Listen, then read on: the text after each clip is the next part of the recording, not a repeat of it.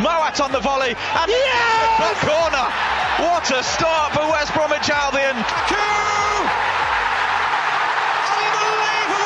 West Bromwich Albion have ruined his big day. Line again, and it's Adam Wingy who gets the final touch, and West Bromwich Albion now have a 2-goal cushion. The Baggies Podcast, giving you the latest news, views and opinions on all things Albion.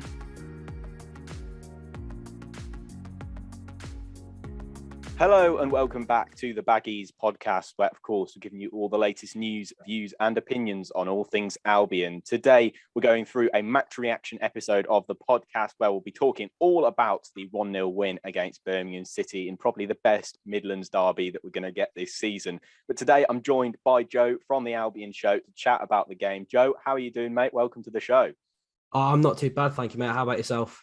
Yeah, not too bad. Even better after a pretty decent win on Friday night, to be honest. It makes things a lot better, to be honest, winning as West Bromwich Albion. But yeah, we obviously we'll chat about the game today, Joe, and we'll take a little stroll through that fixture and what a fantastic result it was in the end. But obviously going into the game, we just had the international break. We just lost to Stoke before that. You know, the mood around the West Brom fans was pretty low because obviously, you know, the unbeaten start was something that we were kind of clinging to and something that we were saying that's a really good thing. And see, for that to disappear was a little bit difficult, losing against Stoke, and obviously it was a difficult game. But going into the game, Joe, what were your kind of thoughts on whether we beat Birmingham? What were your thoughts really going into it? Well, I think after the Stoke game, I think everyone was pretty kind of down and, down the dumps. But I think the international break came at a good time. It gave us time to regroup and kind of reassess and not reevaluate our tactics, but kind of hopefully find a new way of playing. But I was hopeful in terms of the Birmingham match. They've had some good results at the start of the season, kind of fell off towards the end of the international break. But I was hopeful of the win. They have got quite a few good players, like Chong on loan from Man United, and Deeney as well, who didn't even play or didn't even come on. But they both pose real threats for Birmingham going forward. Yeah, and I think I know international breaks, we said before, are really, really irritating. But at this point, it kind of came at a good time, as you said. Like it was kind of, we were just stopping that potential momentum for, potentially losing another game on the bounce. You know, it can be quite infectious in the Championship. Do you feel like the international break sort of just came and just sort of stopped us there and just allowed us to just sort of calm down really after what was a disappointing loss? Yeah, I think after the game, we had the game against Cardiff in midweek. So, we won 4-0 then, and then we lost kind of 1-0 against Stoke. But, if we had another game on the Wednesday, mate, I don't know if our morale would have kind of dipped. But, yeah, the international break definitely gave, the core squad who didn't go out on the international break time to kind of find themselves, really, and prepare for the next game against Birmingham.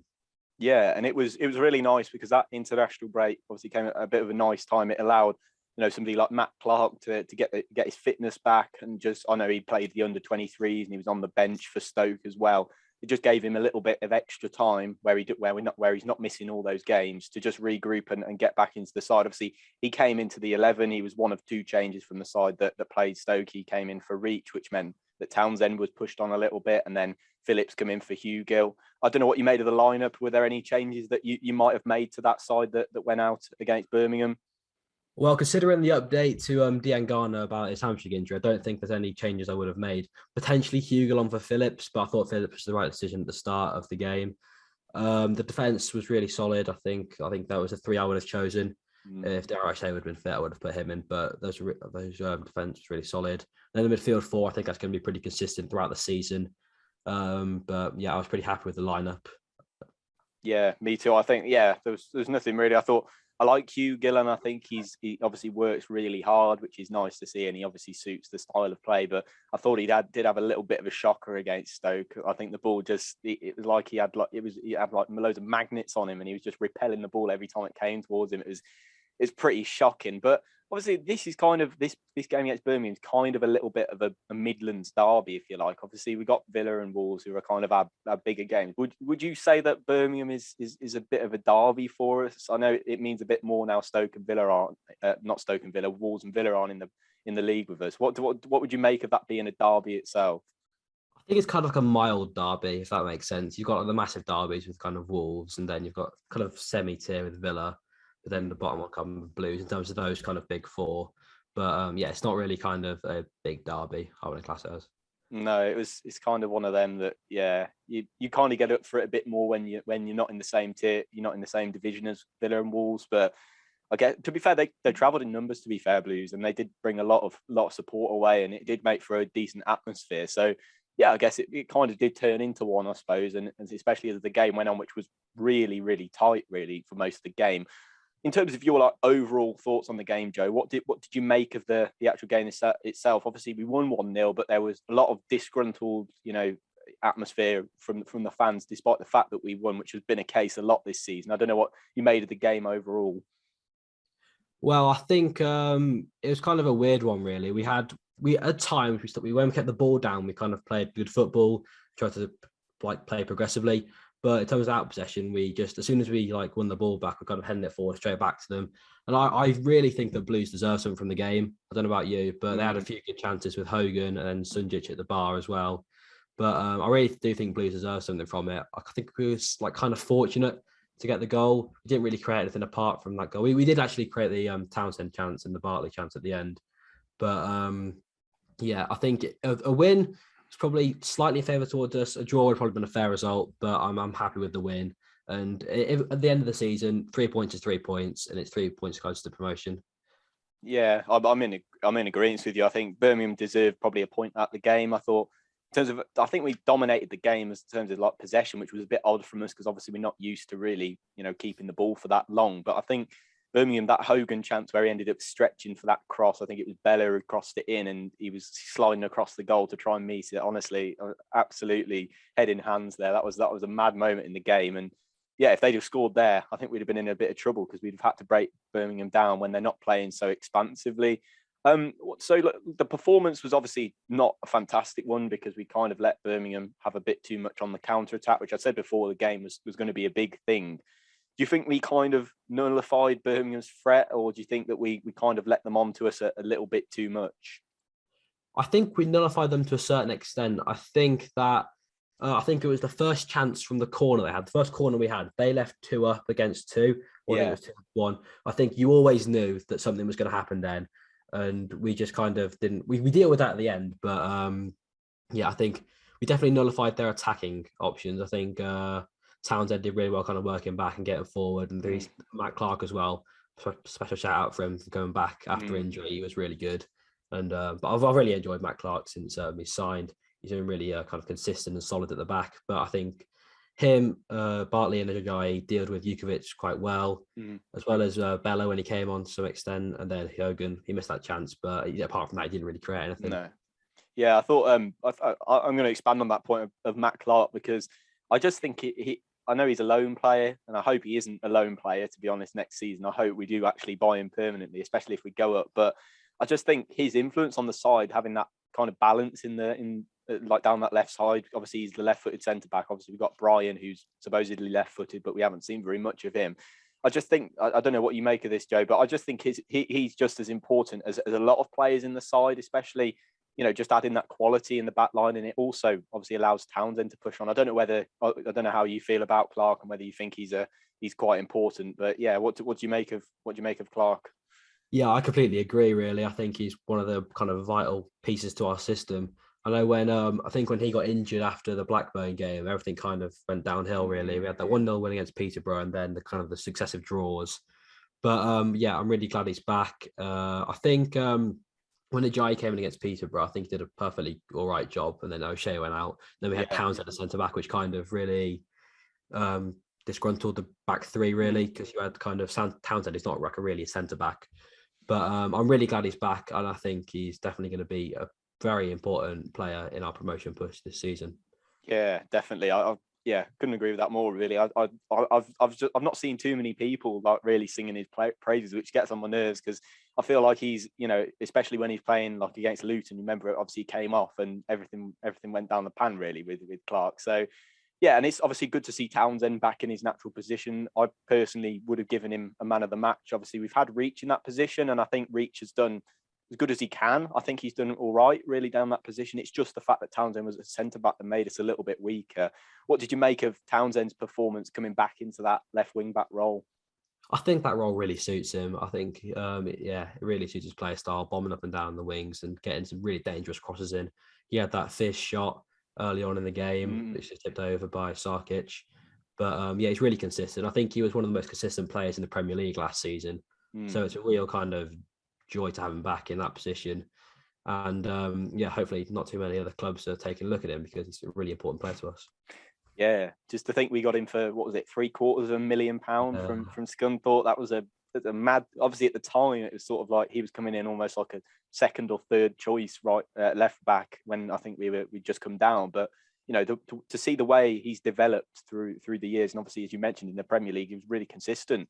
But in this left wing back role, he looks really revitalised, and obviously, he probably did have one of our better chances in the game, which came from his shot. And yeah, just having him down that left-hand side, I don't think we can understate his and Clark's, influence on that left-hand side and how much it makes that team tick. But see, in the middle of the part, we had a little bit of an injury to Alex Mowat, which was a shame to see because he's been such a vital player, scored some fantastic goals. But obviously, he was risked kind of for this game because obviously he had a little bit of an injury last time out. I don't know what you made of that midfield pairing and what you've made of Livermore and Mowat throughout the season, because obviously Livermore's come back in after the Premier League where he barely played, and now he's back in the side and he's captain again. I don't know what you've made of them two in the midfield.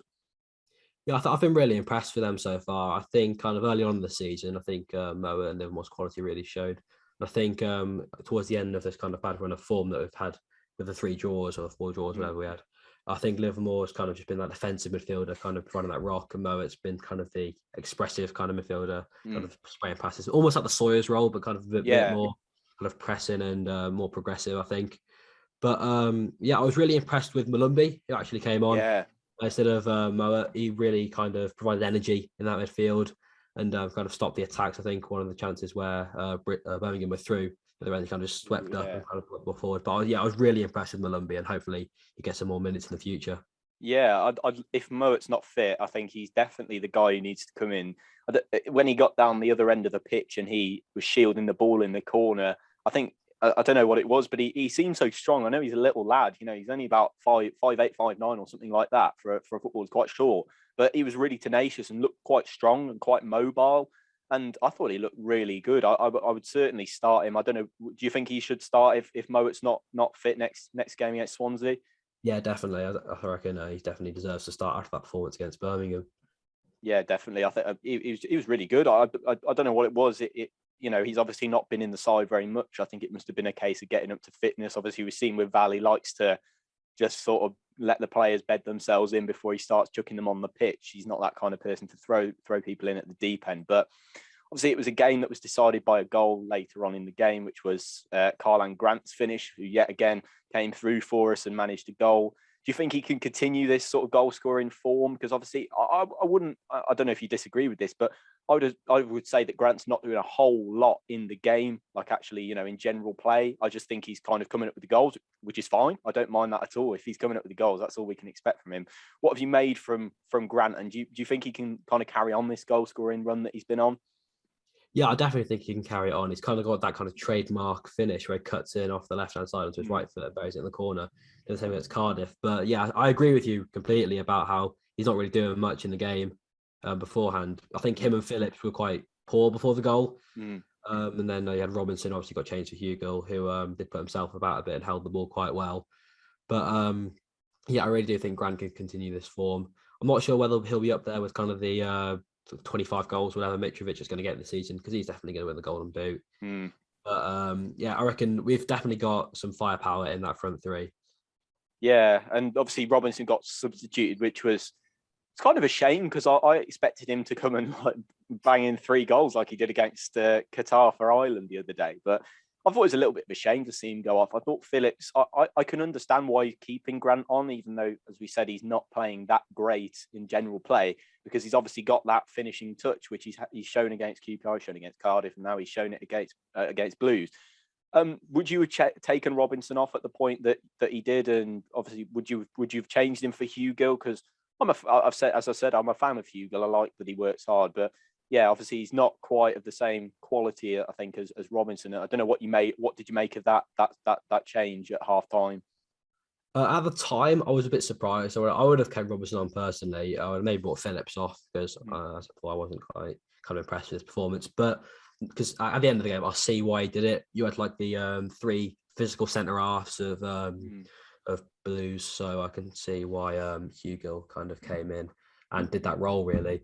Because Robertson, he didn't really do much in the game, a bit like Grant and Phillips. Our front three was kind of ineffective in that first half, but yeah, I could definitely see why he brought Hugo on. Yeah, absolutely. Yeah, it's all about that physicality. I think when playing in the Championship, you almost kind of don't want to have to bring on Hugo, but there's so many times where, like against Millwall, like against Blues, like against somebody like Stoke, where you have to play him because you just have to make that ball stick up top. Obviously, Townsend would have been my man of the match, as we've spoken about. Who would have been your man of the match in this particular Midlands derby, we'll call it? Yeah, I would have given it to Townsend or maybe Matt Clark on his return. Matt Clark Deeney, as I like to call him, because he's black. But yeah, I would definitely give it to Townsend or Clark. Yeah, and Clark, I've noticed has decided to give in to the inevitable of, I think he's going bald. I think he's just decided he's had enough of going bald and he's just decided to shave it off himself. Yeah, he's certainly made for an interesting hairstyle going into that Birmingham game. I think he's just decided, I've had enough of this. I'm shaving it all off. So Joe, we'll chat a little bit about Swansea now, which is obviously a big game. They won in the lunchtime game that we're recording today in their South Wales derby. What are you thinking going into this game on I think Wednesday night?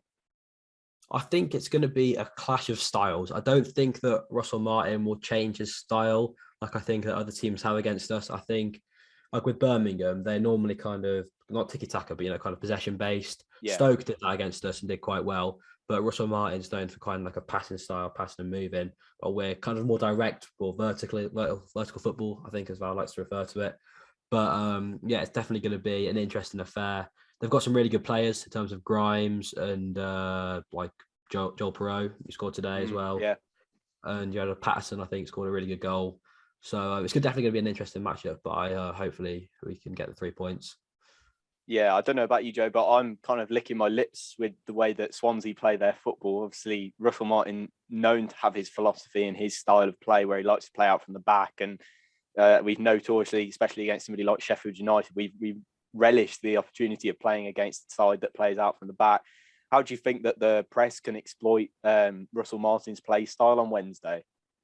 I think it can be really effective. It's just the way that Swansea kind of deal with it. If they kind of hold on the ball for too long, then we're definitely going to pounce on those opportunities because our high press is just going to close them down and then not really allow them to start time and space to think and pass, which they normally have time to do against other teams. I think the Cardiff example, we can kind of learn from that because Cardiff are also like kind of physical team. So we can learn from what Cardiff didn't do and just kind of implement our style on it really. And yeah, hopefully we can press and score some goals. Yeah, absolutely. I think, yeah, we're going to have to try and be physical and have to try and knock out that sort of playing out from the back because obviously Swansea are notorious for it. Russell Martin's notorious for it, doing it as MK Dons. It's going to certainly be an interesting game. What changes would, if any, would you make going into this game? If Diangana's fit, I'd have him in for Phillips. I think he was really effective against QPR, our last home game that we played before. For Birmingham. I was really surprised when Val took him off for Grant. Was it? I can't remember who it was, but in that game.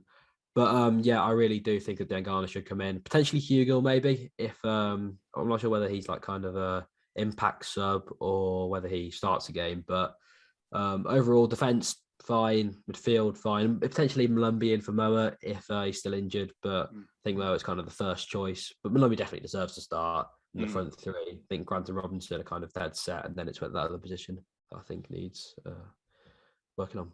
Yeah, I'd like to see Diangana again. I just look. I don't know about you, Joe. We'll chat about Diangana really, but he's just one of those players that I just want to see kick on because he had such a difficult year last season, which I don't think was massively his own fault. To be honest, he was obviously cast a bit aside by Big Sam. I would have never had him down to play that Big Sam style of football, but. Yeah, I don't know about you. Do you think you can see Diangana get back to that form that we saw in the Championship under Bilic? Yeah, we know he's got that quality. He had that really great season under Bilic, and when he got injured in the January period, we definitely missed him. So, but we know how much of a vital player he can be and the quality he can provide.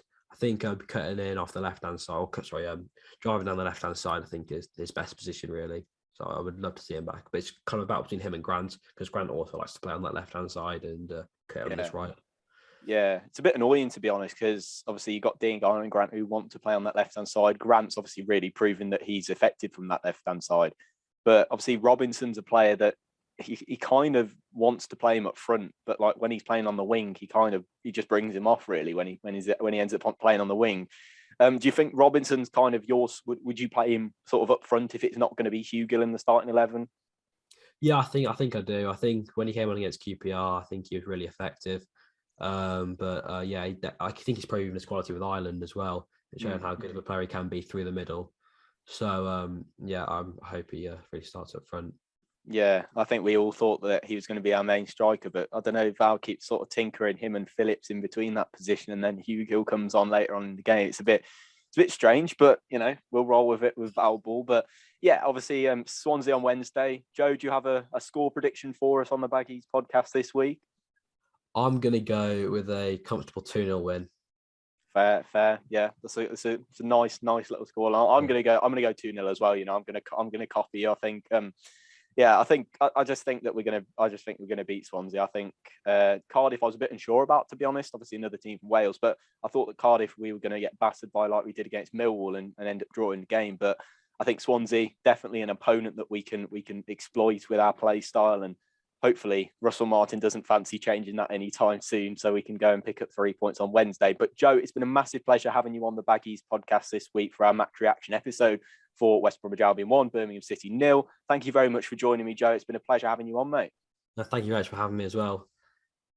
Yeah, absolutely. Been a pleasure to speak to you. But that does bring me to the end of the Baggies podcast. And if you're new around here, be sure to subscribe, leave us a nice rating if you've enjoyed it. And make sure to go and follow Joe on Twitter, and make sure to drop him a little subscribe on the Albion show, which we'll also leave in the description as well. That brings me to the end of this episode. Thank you very much for listening. Goodbye.